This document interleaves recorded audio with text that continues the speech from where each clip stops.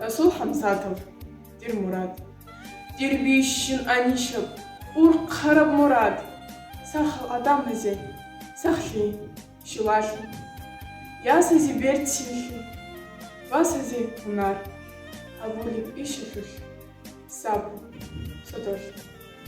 Adam hasta, himundan dican, Başman Gurat Ashni, Utladi, Va Amma Sihira Bin Yavgasa, Umer Buklun Kashay, Utladi, Umruya Shanshina Tobu Qarili, Rohilk Udiyavshu, Kuchum Butlina, Osila Kaitazde, Qatum Matzazde, Altbar Haltir, Hurqay Butlila, Moro Kuchau Habis Qalil Asharam, Dida Sulti Qazi Utladi. Изул пассихлиях, Асир Хабураб, Дагестанов, Диркеч, Салуге Аби.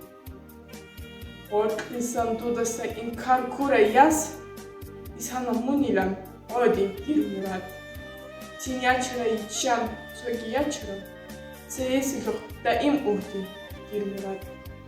Он Таралхихаги, Химахехаги, Олилязу Ушку Аништуваги. Яхре харакhe рохел шогиги. Халиха тачай, чех бихон хаги. Халхел чааз да мацкочи, Дир Мурад. Кохал зуруком хед бихи, Мурад. Харум авчице хон исубак аби, вач ашима губон, бишти, Дир Мурад. Да им шувашеги азизаб улка, умруху инхеги нихер халқазу, хириял адамал. Hal Dir Muradov, уже Muradov'di, Andrusov.